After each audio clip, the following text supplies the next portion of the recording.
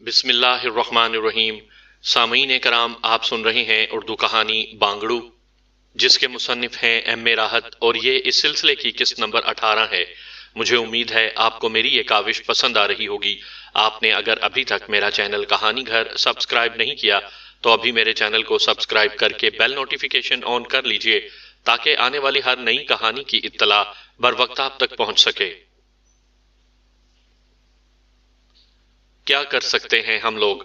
آج نہیں، کل کریں گے ضرور۔ سہیل کسی طور قابل قبول نہیں ہے۔ میں مجبوراً تو سب کچھ کر رہی ہوں، لیکن جس وقت بھی موقع ملا اس کے چنگل سے نکلنے کی کوشش کروں گی۔ خدا کے لیے جو کچھ سوچتی ہو اسے اپنے آپ تک محدود رکھو۔ مجھے خوف محسوس ہوتا ہے۔ وہ آخر ہے کیا بلا؟ سہیل؟ ہاں، اللہ جانے، میں نے تو اپنا اب تک دماغ خراب کرنا چھوڑ دیا ہے۔ دادل ٹھنڈی سانس لے کر بولا۔ مسز درانی خاموش ہو گئی تھی۔ پھر دادل نے پوچھا، شاداب گڑھ میں کس سے رقم وصول کرنی ہے؟ کوئی زاہد ظفر نامی شخص ہے۔ کون؟ کیا نام بتایا تم نے؟ زاہد ظفر؟ ہاں، جانتے ہو اسے؟ شاداب گڑھ کی بہت خطرناک شخصیت ہے۔ ملا تو نہیں ہوں، لیکن نام بہت سن رکھا ہے۔ شاید تم نے ان 5 غیر ملکیوں کی کہانی سنی ہو جو بعد میں غیر ملکی جاسوس نکلے تھے۔ نہیں، کیا کہانی تھی؟ پوری کہانی تو نہیں معلوم مجھے، بس شاداب گڑھ میں وہ 5 کسی چکر میں لگے ہوئے تھے۔ زاہد ظفر سے ٹھن گئی اور اس نے ان سب کو ٹھکانے لگا دیا۔ قتل کر دیا انہیں؟ ہاں، اس کا مطلب ہے کہ وہ بہت خطرناک آدمی ہے۔ سنا تو یہی ہے، لیکن کتنی حیرت کی بات ہے کہ اس جیسا آدمی نصیبوں کا شکار ہے۔ نصیبوں؟ مسز درانی دانت پیس کر بولی۔ اس نے اس نام سے سب کو بے وقوف بنانے کی کوشش کی ہے۔ بہرحال دادل، مجھے آج بھی ایسے شخص کی تلاش ہے جو اس ایک طلسم کو توڑ سکے۔ شاداب گڑھ کے سفر کے دوران ایسی ہی گفتگو ہوتی رہی۔ دونوں دل کا غبار نکال رہے تھے۔ پھر وہ شاداب گڑھ پہنچ گئے۔ سہیل کا دیا ہوا پتہ مسز درانی کے پاس موجود تھا۔ بھاٹی ہوٹل سے کچھ دور اس نے گاڑی روک دی اور دادل سے بولی، تم یہاں اتر جاؤ اور اگر مناسب سمجھو تو اپنے طور پر پیدل اس ہوٹل تک آ جاؤ۔ جب میں وہاں سے نکلوں تو تم مجھے دیکھ لینا۔ اسی جگہ انتظار کروں گی۔ اوکے۔ دادل دروازہ کھول کر نیچے اتر گیا اور مسز درانی نے کار آگے بڑھا دی۔ ہوٹل نچلے درجے کا تھا۔ اس کی اوپری منزل پر زاہد ظفر رہتا تھا۔ ہوٹل میں گھٹیا قسم کے لوگ نظر آ رہے تھے۔ بیرے ان کے درمیان گردش کر رہے تھے اور طرح طرح کی آوازیں لگا رہے تھے۔ مسز درانی کی عجیب حالت ہو گئی۔ ایسے ہوٹل میں داخلہ بھی دل گردے کا کام تھا۔ اس جیسی نفاست پسند عورت یہاں کیسے داخل ہو سکتی تھی؟ لیکن خدا غارت کرے اس سہیل کو، اس نے اسے 2 کوڑی کا کر کے رکھ دیا تھا۔ اندر داخل ہوئی تو جیسے کوئی فلم چلتے چلتے رک گئی۔ بیرے ساکت ہو گئے۔ کھانا کھاتے اور کہکہے لگاتے لوگ رک گئے۔ کاؤنٹر کے پیچھے بیٹھے ہوئے شخص نے جلدی سے بال سنوارے اور میٹھی نگاہوں سے اسے دیکھنے لگا۔ مسز درانی اس کے پاس پہنچ گئی۔ جی، کاؤنٹر کلرک نے منہ پھاڑ دیا۔ زاہد صاحب، اپن کو رشید خان بولتے ہیں۔ زاہد ظفر کہاں ہے؟ او، ظفر صاحب کو مانگتا ہے، پن وہ آج نہیں ملیں گے۔ کیوں؟ مشاعرے میں جانے کی تیاری کرتا پڑا ہے، بہت مصروف ہے۔ ہے کہاں؟ اپنے کمرے میں ہے، پن وہ آج… اس کا کمرہ کہاں ہے؟ او، باجو والا سیڑھیوں کے اوپر، پن وہ آج نہیں ملیں گا۔ مسز درانی نے اس کی تکرار نہیں سنی اور اوپر جانے والی سیڑھیوں کی طرف بڑھ گئی۔ او بیبی، او میم صاحب، او رکے تو، او بیبی۔ کاؤنٹر کلرک آواز لگاتا رہ گیا، لیکن مسز درانی سیڑھیاں عبور کرتی ہوئی اوپر پہنچ گئی تھی۔ ایک راہداری تھی اور اس کے بعد ایک کمرہ نظر آ رہا تھا۔ کمرے کا دروازہ دھکیلا تو وہ فوراً کھل گیا۔ سامنے ہی ایک بڑے آئینے کے سامنے ایک قوی ہیکل شخص چمکدار بروکیڈ کی شیروانی پہنے، ٹوپی لگائے، لچک لچک کر کچھ گا رہا تھا۔ مست آنکھوں کی، ارے ہاں مست آنکھوں کی، میاں مست آنکھوں کی گہرائیوں میں اس کی بھاری آواز ابھر رہی تھی، لیکن آئینے میں مسز درانی کی شکل دیکھ کر وہ رک گیا اور پلٹ کر دیکھنے لگا۔ اس کے چہرے پر حیرت کے نقوش نمایاں تھے۔ ہیلو، مسز درانی نے اسے بغور دیکھتے ہوئے کہا تھا۔ باخدا یہ کمال طلب ہے، سچا شیر وہی ہے جو مجسم ہو جائے۔ اس نے آنکھیں پھاڑے پھاڑے کہا، زاہد ظفر صاحب، غلام ہی کو کہا جاتا ہے۔ کمال ہے، مسز درانی بولی، در حقیقت کمال ہے۔ شیر سنیے، تیری مست آنکھوں کی گہرائیوں میں میرا ڈوب جانے کو جی چاہتا ہے۔ توقف فرمائیے، اگر آپ ڈوب گئے ہوں تو مجھے بڑی ہی مشکلات کا سامنا کرنا پڑے گا، مسز درانی نے کہا۔ تشریف رکھیے، زاہد ظفر بولا، اور مسز درانی ایک صوفے پر بیٹھ گئی۔ کیا ہو رہا تھا یہ؟ وہ بولی۔ غزل ہو رہی تھی۔ کیا شعر تشنا ہے؟ افسوس، میں شعر سمجھنے کی صلاحیت نہیں رکھتی۔ ناممکن، یہ شعر آپ ہی کے لیے تو کہا گیا ہے۔ تو پھر مقطع حاضر ہے، قبول فرمائیے۔ مسز درانی نے وہ لفافہ نکال کر ظفر کو پیش کر دیا جو اسے سہیل نے دیا تھا۔ مقطع آپ کے پاس کہاں سے آیا؟ دیکھ لیں، پتہ چل جائے گا، مسز درانی نے کہا، اور زاہد ظفر حیرت سے لفافہ کھول کر دیکھنے لگا، اور پھر اس کا منہ بگڑ گیا۔ اس نے اس طرح شکل بنائی جیسے قنین کی گولی منہ میں گھل گئی ہو۔ کتنی بد ذوق ہیں آپ، وہ ٹھنڈی سانس لے کر بولا۔ کیوں؟ اس حسین خواب کی یہ بھیانک تعبیر؟ تعبیر کیا ہے مجھے نہیں معلوم، مسز درانی نے کہا۔ اوہ، کیسی حسین غزل تشنا رہ گئی، شاید یہ اب کبھی مکمل نہ ہو، ظفر نے سرد آہ بھر کر کہا۔ مسز درانی بغور اسے دیکھ رہی تھی۔ دادل کے بیان کی روشنی میں یہ شخص واقعی جاندار شے نظر آ رہا تھا، لیکن یہ بدبخت بھی سہیل کا شکار تھا، اور اس جیسے لوگ بھی اس کا کچھ نہیں بگاڑ سکتے تھے۔ مسز درانی خاموشی سے اسے دیکھتی رہی۔ ظفر کی آنکھوں میں مردنی چھا گئی تھی۔ دیر تک وہ خاموش رہا، پھر بولا، آپ کی واپسی کب تک ہے؟ جب آپ حکم دیں۔ حکم؟ میں؟ کیسا دلکش مذاق ہے، ویسے مجھے کل تک کی مہلت درکار ہوگی۔ سوچ لیں آپ۔ میں کیا سوچ لوں؟ اسے کوئی اعتراض تو نہیں ہوگا؟ اعتراض اگر ہو بھی تب بھی یقین کریں کل سے پہلے کچھ نہیں کر سکوں گا۔ 1,00,000 روپے کی ادائیگی ہے۔ ٹھیک ہے، میں کل تک رک جاؤں گی، مسز درانی نے کہا، اور ظفر دیر تک سوچتا رہا، پھر بولا، اس سے قبل آپ کو نہیں دیکھا، میں اس کا نیا شکار ہوں۔ شکار یا کارکن؟ اس کے کارکن بھی اس کے شکار ہی ہوتے ہیں، ورنہ کون اس کے لیے خلوص دل سے کام کر سکتا ہے؟ آپ مذاق تو نہیں کر رہی؟ مذاق نہیں، یہ مذاق نہیں ہے، ہم سب کی زندگی اس کے ہاتھوں میں مذاق بن گئی ہے، مسز درانی نے کہا، اور زاہد ظفر بغور اسے دیکھتا رہا۔ پھر اس نے گہری سانس لے کر کہا، میری زندگی بھی اس نے تلخ کر دی ہے۔ عیش سے گزار رہا تھا، شعر کہتا تھا، مست تھا کہ بدبختی نے دامن تھام لیا۔ کتنے عرصے سے اس کے شکار ہیں؟ 2 سال ہے۔ ایک بات پر مجھے حیرت ہے۔ کیا؟ آپ جیسے لوگ بھی اس کے شکار بن جائیں تو عام لوگوں کی تو کوئی حیثیت نہیں ہے، بس وہ اندھیرے کا تیر ہے، ہاتھ لگ گیا تو۔ آپ زاہد ظفر کو نہیں جانتی؟ جانتی ہوں، اسی لیے تو اتنی بات کی ہے۔ کیا مطلب؟ زاہد ظفر اپنے علاقے کا شہنشاہ ہے، بس کیا عرض کروں، تقدیر نے ایک فریب کیا ہے، اس کے ہاتھوں مجبور ہو گیا ہوں۔ زاہد صاحب، میرے قیام کا بندوبست ہو سکتا ہے؟ کمال ہے، یہ آپ کا ہیڈک تو نہیں؟ یہاں میری عمدہ رہائش گاہ ہے، امید ہے آپ کو پسند آئے گی۔ کہاں ہے؟ جھیل کے کنارے، تنہا انسان ہوں، شعر و شاعری سے لگاؤ ہے، یہ ہوٹل ذریعہ معاش ہے، کچھ دوسرے ذرائع سے بھی کچھ آمدنی ہو جاتی ہے۔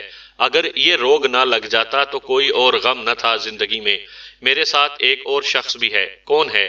دادل، نصیبو ہی کا آدمی ہے، اسے یہاں ہوٹل میں ٹھہرا دیں گے، ظفر نے کہا۔ ٹھیک ہے، لیکن سنا ہے کہ آج آپ کسی مشاعرے میں جانے والے تھے۔ پکا ارادہ تھا، لیکن اب نہیں جاؤں گا۔ لیلا غزل میرے آنگن میں اتر آئی ہے، اسے نظر انداز کرنا بہت مشکل ہے۔ میرے بارے میں کہہ رہے ہو؟ یہ شان بے نیازی بھی بس کمال ہے، ظفر نے کہا۔ نہیں دوست، غلط فہمیوں کا شکار نہیں ہو سکتی، عمر کی اس منزل سے دور نکل آئی ہوں، اور حالات نے حقیقت سے آشنا کر دیا ہے۔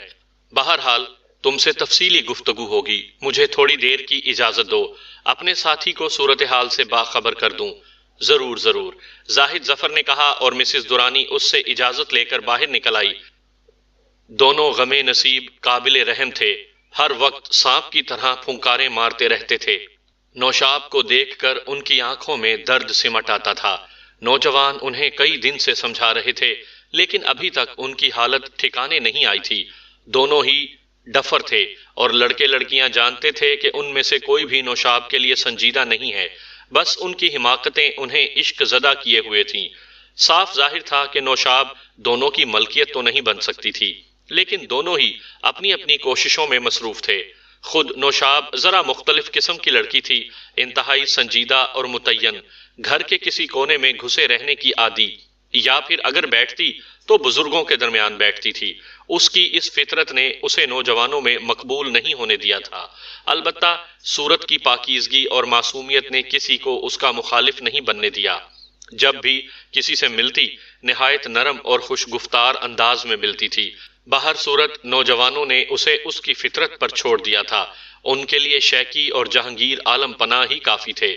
صفدر اور دوسرے تمام نوجوان ان دنوں خاصا غور و خوض کر رہے تھے کہ ان دونوں کو کس طرح ان کی فارم میں واپس لایا جائے۔ تب صفدر نے ایک تجویز پیش کی، بھائی یہ تفریح کچھ کم ہو گئی ہے، وہ لطف نہیں آ رہا جو چند روز پہلے آتا تھا۔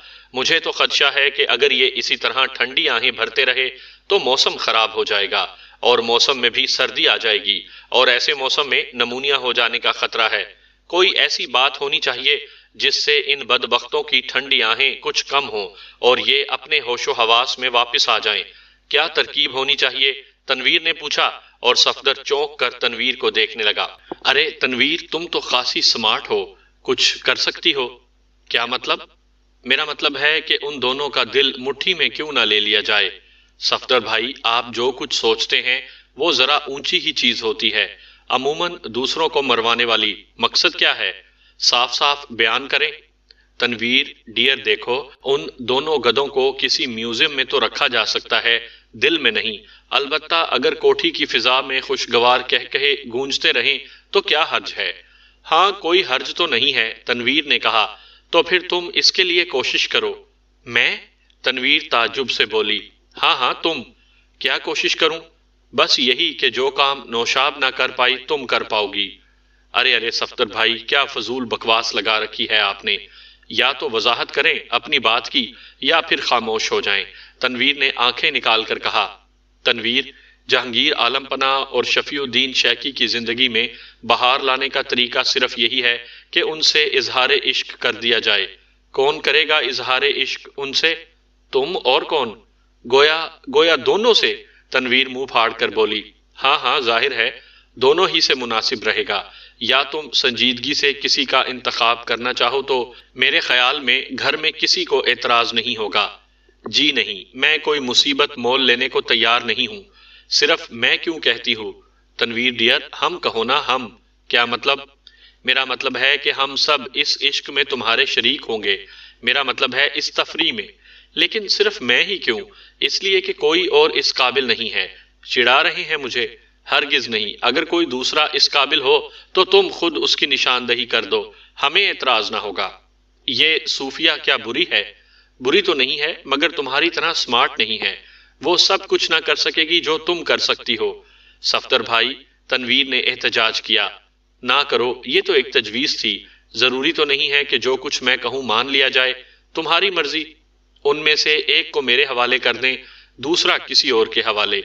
ہمیں کوئی اعتراض نہیں ہے، ماموں جان سے بات کر لو، صفدر نے خلوص سے کہا۔ صفدر بھائی، اب آپ مجھے بھی گھسنے لگے۔ مجبوری ہے، تم سے ایک بات کہی تم ماننے کے لیے تیار نہیں ہو، اس کے علاوہ اور کیا کہہ سکتا ہوں؟ مگر دونوں، میرا مطلب ہے اس میں پریشانی ہوگی، اسی میں تو لطف آئے گا۔ بھلا کیا؟ تنویر نے پوچھا۔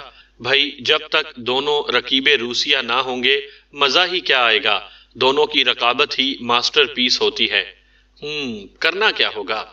کہا نا، اس کی فکر نہ کرو، ڈائریکشن بائے صفدر، تمہیں کوئی مشکل نہیں ہوگی۔ تنویر گردن جھکا کر سوچنے لگی، پھر بولی، چلیے ٹھیک ہے، میں تیار ہوں۔ تنویر نے کہا، اور نوجوان تالیاں بجانے لگے۔ اسی وقت دونوں غم نصیب گردن لٹکائے اس طرف آتے نظر آئے، اور وہ سنبھل گئے۔ آپ کو خوشیاں مبارک ہو۔ کوئی خاص بات ہوئی ہے کیا؟ عالم پناہ نے پوچھا۔ آپ ہی کے بارے میں گفتگو ہو رہی تھی عالم پناہ۔ ہمارے بارے میں؟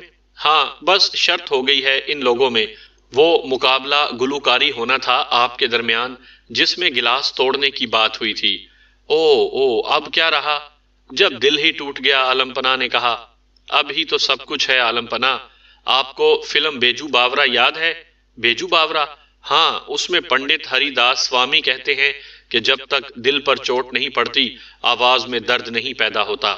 آپ کے دل پر چوٹ پڑ چکی ہے، اب آپ گلاس کیا گھڑے توڑ سکتے ہیں۔ آپ یہ مقابلہ ضرور کریں گے عالم پناہ۔ مقابلہ اب سخت ہو گیا ہے، عالم پناہ بولے۔ کیوں؟ چوٹ تو شیکی کے دل پر بھی پڑی ہے، فرق ہے دونوں چوٹوں میں۔ وہ کیا؟ شیکی کے دل پر انگریزی میں چوٹ پڑی ہے، اور انگریزی موسیقی میں کلاسیکیت کہاں سے آئی؟ آپ ضرور جیتیں گے، اور پھر اس سے ایک فائدہ اور بھی ہو سکتا ہے عالم پناہ، صفدر نے کہا۔ وہ کیا؟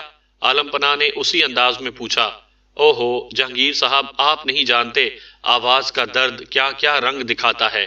محبوب کا دل موم کرنے میں تو اس کا کوئی جواب ہی نہیں ہوتا۔ آپ کو علم نہیں کہ موسیقی نے کیا کیا کارنامے دکھائے ہیں۔ جنگلوں سے ہرن اور دوسرے جانور کھینچ کر موسیقار کے پاس پہنچ گئے ہیں۔ نوشاب کی کیا حیثیت ہے؟ صفدر نے آنکھیں بند کر کے کہا۔ عالم پناہ کا منہ حیرت سے کھل گیا۔ بالکل بالکل، سمجھنے کی کوشش کریں۔ اگر آپ کی آواز کا جادو رنگ لے آیا تو پھر نوشاب کسی جنگلی ہرن ہی کی طرح کھنچ کر آپ کی طرف چلی آئے گی۔ مگر وہ سہیل، کیسی باتیں کر رہے ہیں آپ؟ سہیل صاحب کو گانے کی الف بے کا بھی پتہ نہیں، وہ کیا گائیں گے آپ کے سامنے؟ اور پھر سنگیت کا جادو، توبہ توبہ، صفدر نے کہا، اور عالم پناہ کسی گہری سوچ میں ڈوب گئے۔ دوسری جانب شیکی کو بھی یہی سبق پڑھایا جا رہا تھا۔ انہیں خاص طور سے الگ لے جایا گیا تھا اور بڑی رازداری سے یہ باتیں سمجھائی جا رہی تھیں۔ شیکی کے چہرے پر مسرت کے آثار نمودار ہوتے جا رہے تھے۔ پھر اس نے کہا تھا، بات تو ٹھیک ہے، تو پھر عالم پناہ کو تیار کرواؤ اس مقابلے کے لیے۔ میں تو تیار ہوں، اور سنگیت میں میرا مقابلہ کون کر سکتا ہے؟ شیکی نے اپنا نازک سا سینہ پھلا کر کہا۔ ویری گڈ، یہ بات ہوئی نا مسٹر شیکی، زاہد نے کہا، اور دونوں موسیقار مقابلے کے لیے تیار ہو گئے۔ صفدر نے دونوں کو یکجا کیا اور پھر رواداری میں بات چھیڑ دی۔ بھائی، وہ اس مقابلے کی کیا رہی جو آپ لوگوں کے درمیان طے پایا تھا؟ میں تیار ہوں، شیکی بولا۔ میں بھی تیار ہوں، عالم پناہ بولے۔ واہ، دونوں عظیم موسیقار تیار ہیں تو پھر دیر کس بات کی؟ آج ہی کا کوئی وقت مقرر کر لیا جائے۔ آج ممکن نہیں ہے، کیونکہ عالم پناہ کے لیے بھی کسی ساز کا بندوبست کرنا ہے۔ عالم پناہ، آپ کون سا ساز پسند فرمائیں گے؟ وہی جو حضرت تان سین کا پسندیدہ ساز تھا، یعنی تان پورا۔ جی ہاں۔ اوہو، وہ تو بڑا مہنگا آئے گا، اس کا بندوبست کہاں سے کیا جائے؟ میں کر لوں گا، شاہد بولا۔ تم کہاں سے کر لو گے؟ استاد اللہ دتا سے ادھار مانگ لوں گا، ایک ہی دن کی تو بات ہے۔ یہ استاد اللہ دتا کون ہے؟ ایک میوزیکل کلب کے مالک ہیں۔ ٹھیک ہے، تو پھر یہ تمہاری ذمہ داری؟ صفدر نے پوچھا۔ ہاں بالکل، شاہد نے جواب دیا، اور یہ بات طے پا گئی تو پھر آج ہی شام 5 بجے کے بعد کوئی وقت طے کر لیا جائے۔ بالکل مناسب ہے، مقابلے کی شرائط بھی طے کر لی جائیں تاکہ بعد میں کوئی گڑبڑ نہ ہو۔ بس شرائط کیا ہیں؟ دونوں موسیقار اپنے اپنے طور پر ایک ہی راگ گائیں گے۔ درمیان میں ایک سٹول پر گلاس رکھ دیا جائے گا۔ ایک موسیقار کو الگ الگ گانے کا موقع دیا جائے گا۔ جس کی آواز سے گلاس ٹوٹ جائے وہ فاتح قرار پائے گا۔ صفدر نے شرائط پیش کر دی۔ مسز درانی نے دادل کو سب کچھ سمجھا دیا تھا۔ دادل اس سے متفق نہیں تھا، اس نے خدشات کا اظہار کیا تھا، لیکن مسز درانی نے اسے یہ کہہ کر خاموش کر دیا تھا، دادل، یہ میری زندگی اور موت کا سوال ہے۔ میں اپنی زندگی کے لیے آخری کوشش بھی کر لینا چاہتی ہوں۔ براہ کرم تم اس میں مداخلت مت کرو۔ ہاں، اگر تم اس معاملے سے علیحدہ ہونا چاہو تو یقین کرو مجھے کوئی اعتراض نہیں ہوگا۔ دادل نے اسے تنہا چھوڑنے سے انکار کر دیا تھا۔ زاہد ظفر کی رہائش گاہ واقعی ایک آرٹسٹک تھی۔ اس کی شخصیت بھی بڑی عجیب تھی۔ شاعر تھا لیکن فطرت میں درندگی تھی۔ مسز درانی نے خود کو اس کی تحویل میں دے دیا تھا۔ ذہن کی شدید جلن اسے بے چین کیے ہوئے تھی اور وہ ہر قیمت پر سہیل کی شکست چاہتی تھی۔ رات کے کھانے کے بعد دونوں کے درمیان بات چیت ہوئی۔ تم اس کے جال میں کیسے پھنس گئے؟ بس بدقسمتی کہہ سکتی ہو۔ تمہارے خلاف کیا چیز ہے اس کے پاس؟ اہم ترین ثبوت ہیں، میں ان سے روگردانی نہیں کر سکتا۔ تم نے اس کی برتری کیسے قبول کر لی؟ میں نہیں سمجھا۔ مل چکے ہو اس سے کئی بار، اس کی اصلیت بھی جانتے ہو؟ ہاں، وہ ایک صنعت کار کا بیٹا ہے، اس کے باوجود وہ زندہ ہے، جبکہ میں نے سنا ہے کہ تم نے 5 غیر ملکیوں کو ٹھکانے لگا دیا تھا۔ او ڈارلنگ، میں نے بہت کچھ کیا ہے، لیکن مجھے یہ نہیں معلوم کہ میری اشیاء کہاں ہیں۔ اسے اغوا کر لو، تشدد کر کے اس سے اگلوا لو۔ کر چکا ہوں۔ کیا مطلب؟ ایسا کر چکا ہوں، مگر وہ انوکھا کیس ہے۔ میں اب بھی نہیں سمجھی۔ وہ اذیت پسند ہے، تشدد اس کی پسندیدہ چیز ہے۔ نہیں، مسز درانی حیرت سے بولی۔ یقین کرو، میں نے اس کے بدن کی کھال تک اتار دی تھی۔ خدا کی پناہ، وہ جنونی ہے۔ اگر مر جاتا تو نہ جانے میں کس کے چنگل میں جا پھنستا، اس لیے میں نے اسے چھوڑ دیا۔ کمال بات ہے، تمہیں یہ بات معلوم نہیں تھی؟ نہیں، بس اتنا معلوم تھا کہ وہ عجیب ہے، مگر کچھ سمجھ میں نہیں آتا کہ یہ سب کیا ہے۔ وہ ایک دولت مند باپ کا بیٹا ہے، دولت کی اسے کوئی ضرورت نہیں، مگر وہ خوب جرائم کر رہا ہے، بلیک میلر ہے، اور شاید جعلساز بھی۔ جعلساز؟ ہاں، آج کل ایک شہزادی کے چکر میں ہے۔ شہزادی؟ زاہد ظفر نے تعجب سے کہا۔ سمارا نام ہے، اور آج کل اس کی کافی شہرت ہے۔ سہیل بلا وجہ ہی اس کے قریب نہ ہوا ہوگا۔ یہ دلچسپ بات بتائی تم نے۔ کیوں، تمہیں اس سے کیا دلچسپی ہے؟ بھائی، بلیک میل اس لیے ہو رہا ہوں کہ اس کے پاس میرے خلاف ٹھوس ثبوت ہیں، لیکن اس کے بعد اسے کچھ نہیں مانتا۔ اگر ایسی کوئی بات ہے تو میرے لیے بھی باعث دلچسپی ہے۔ او ڈیئر ظفر، میرے خیال میں اس چکر میں نہ پڑو۔ پہلے اس منحوس سے نمٹ لو، اس کے بعد دیکھا جائے گا۔ کوئی ترکیب ہے تمہارے ذہن میں؟ صرف ایک، مسز درانی نے کہا۔ اسے قتل کر دو۔ اس کے بعد؟ ظفر نے پوچھا۔ اس کے بعد جو ہوگا دیکھا جائے گا۔ اگر ہم دوسرے ساتھیوں میں پہنچے تو جو کوئی بھی ہوگا سامنے تو آئے گا۔ ممکن ہے وہ سہیل کی مانند چالاک اور کمینہ صفت نہ ہو۔ ہم اس سے نمٹنے کی کوشش کر سکتے ہیں۔ زاہد ظفر گہری سانس لے کر سوچ میں ڈوب گیا۔ پھر اس نے گہری سانس لینے کے بعد کہا، بات تو ٹھیک ہے، مگر تم دیکھو ڈارلنگ، مجھ سے فراڈ کرنے کی کوئی ضرورت نہیں ہے۔ میں بے ضرر آدمی ہوں، عام حالات میں تمہارے لیے برا ثابت نہیں ہوں گا۔ اگر تمہارے ذہن میں کچھ اور ہے، یا ممکن ہے تم میرا اندیہ لے رہی ہو، تو خدا کے لیے مجھ سے دشمنی مت کرنا۔ میں تم سے قطعی مخلص ہوں، زاہد ظفر نے کہا۔ ظفر، اگر یہ کام تم کر لو تو میں ساری زندگی تمہاری غلامی میں گزار دوں گی۔ تم تصور نہیں کر سکتے کہ میرے دل میں کس قدر دھواں بھرا ہوا ہے۔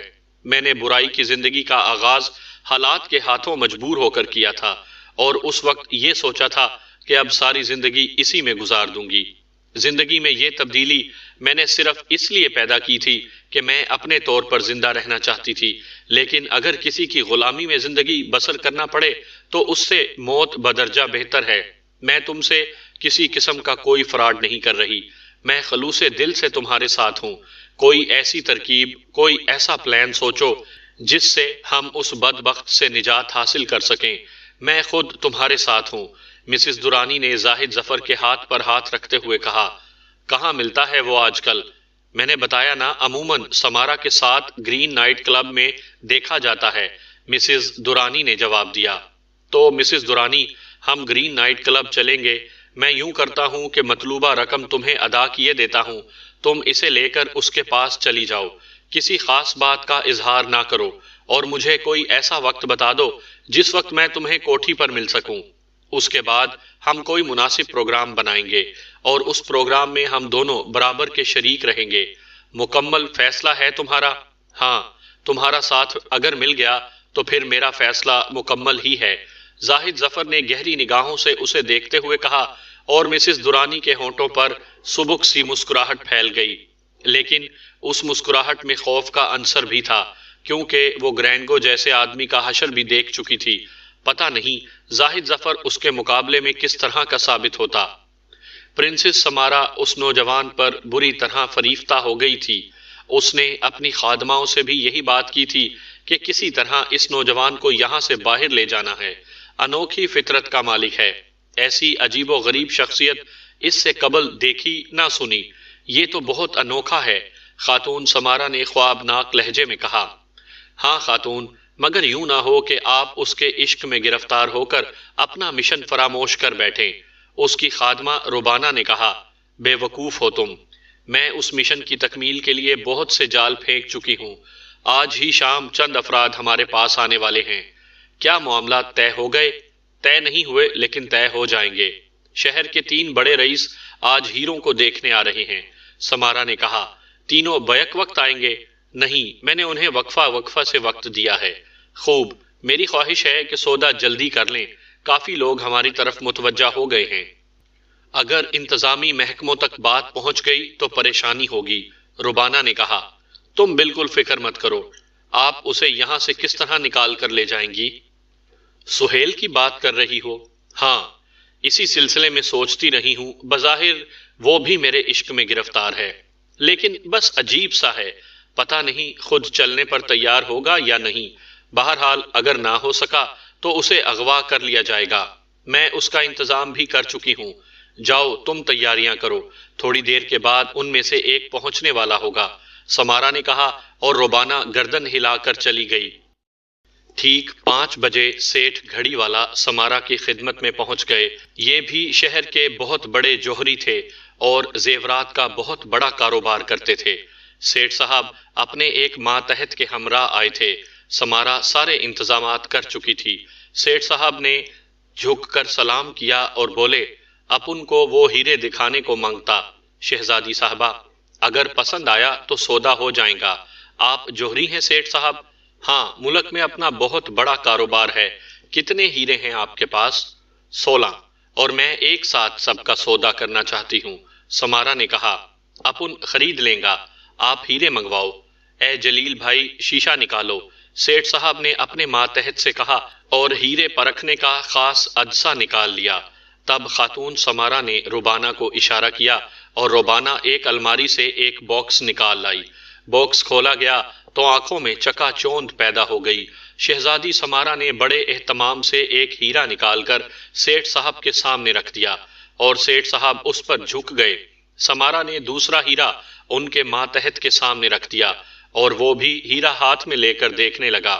ماتحت عدسے کے ذریعے ہیرا پرکھنے لگا۔ سیٹھ صاحب نے اس سے عدسہ لے کر اپنے ہاتھ میں پکڑا ہوا ہیرا دیکھا اور گردن ہلانے لگے۔ واقعی عمدہ چیز ہے، سب کا ایک ہی سائز اور ایک ہی وزن ہے، اور یہی ان کی خوبی ہے۔ سمارا نے ایک اور ہیرا سیٹھ صاحب کی طرف بڑھا دیا اور اس کے بعد باکس بند کر دیا۔ تیسرا ہیرا دیکھنے کے بعد سیٹھ صاحب مطمئن ہو گئے۔ کیا منگتا ہے بی بی ان سب کا؟ 50 لاکھ روپے، سمارا نے جواب دیا۔ کتنے کا ایک پڑا؟ 16 ہے نا؟ ہاں، جتنے کا بھی پڑا ہو، ان کی قیمت 50 لاکھ ہے۔ زیادہ ہے، 3 لاکھ سے بھی زیادہ کا پڑا۔ جو بھی ہو، اتنے میں سودا نہیں بنے گا۔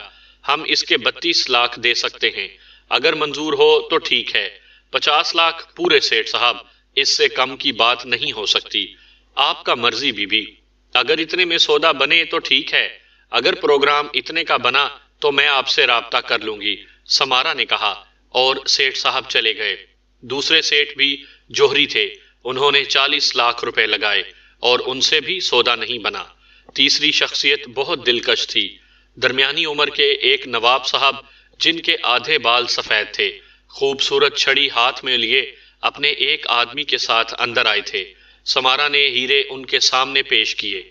حسب معمول انہوں نے بھی 3 ہیرے ہی دیکھے تھے۔ ہمیں پسند ہیں، آپ نے دوسرے لوگوں سے بات کی؟ نواب جسیم الدین نے پوچھا۔ جی ہاں، 2 جوہری حضرات آئے تھے، سیٹھ گھڑی والا اور حاجی احمد دین، شاید جوہری ہیں دونوں۔ ہاں، میں ان کے نام سن چکا ہوں۔ کیا قیمت طلب کرتی ہیں آپ؟ 50 لاکھ، اس سے قطعاً کم نہیں۔ کم؟ نواب صاحب مسکرا کر بولے۔ جی ہاں، حاجی احمد دین صاحب نے 40 لاکھ لگائے ہیں اور سیٹھ گھڑی والا نے 32 لاکھ، لیکن ہیروں کی قیمتیں یوں نہیں لگتی، ان کا اپنا ایک معیار ہوتا ہے۔ بے شک میں انہیں فروخت کرنے کی خواہش مند ہوں، میری اپنی ضروریات، اپنے مسائل ہیں جن سے کسی کو آگاہ کرنا پسند نہیں کرتی، لیکن اگر میری مطلوبہ قیمت پر یہ ہیرے فروخت نہیں ہوئے تو میں انہیں فروخت کرنے کا خیال دل سے نکال دوں گی۔ خاتون، میرے خیال میں 50 لاکھ ان کی مناسب ترین قیمت ہے۔ ان جیسے نایاب دانوں کو وہ جوہری صرف کاروباری نقطہ نگاہ سے دیکھ رہے ہوں گے، لیکن ہم کاروباری نہیں ہیں، ہیرے ہمارا شوق ہے، نواب صاحب نے کہا، اور سمارا کے ہونٹوں پر مسکراہٹ پھیل گئی۔ مجھے مسرت ہے کہ آپ یہاں تشریف لائے۔ در حقیقت ہیرے صرف شوق ہوتے ہیں، کاروبار سے ان کا کوئی تعلق نہیں ہوتا، اور یہ بات ہم سے بہتر کون جان سکتا ہے؟ بے شک، بے شک، نواب صاحب اپنے اردلی کی جانب دیکھ کر بولے۔ تم اس کی رقم کی ادائیگی کب تک کر دو گے؟ جب حضور والا کا حکم ہو۔ میں رقم لے کر آیا ہوں، اردلی نے جواب دیا، اور سمارا کی آنکھوں میں چمک پیدا ہو گئی۔ ہمیں ایسے ہی قدردان کی خواہش تھی۔ در حقیقت اب ہمیں ہیرے فروخت کرنے میں اس ذہنی کوفت کا سامنا نہیں ہے جو ہمارے دل میں تھی۔ جوہریوں کے پاس سے یہ ہیرے نہ جانے کہاں جاتے، کس کے گلے کی زینت بنتے، یا کون ان کا مالک بنتا۔ اگر آپ جیسے قدردان ان کے مالک ہوں گے تو ہمیں کم از کم یہ مسرت رہے گی کہ ہماری یہ نایاب اور انمول شے کسی ناواقف کے ہاتھ میں نہیں ہے۔ سمارا نے کہا، ٹھیک ہے شہزادی سمارا، ہمیں یہ سودا منظور ہے، ادائیگی نقد یا پھر جس صورت میں آپ چاہیں۔ نہیں، بہتر یہ ہوگا کہ ادائیگی نقد شکل میں ہی ہو جائے اور ہم زیادہ جھگڑوں میں نہ پڑیں، شہزادی سمارا نے کہا، اور نواب صاحب نے اردلی کی طرف دیکھ کر گردن ہلائی۔ اردلی باہر نکل گیا تھا۔ چند ساتھ کے بعد وہ 3 بڑے بڑے بریف کیس لے کر اندر داخل ہوا اور نوٹوں کی گڈیاں نکال کر اس نے سمارا کی جانب ڈھیر کر دیں۔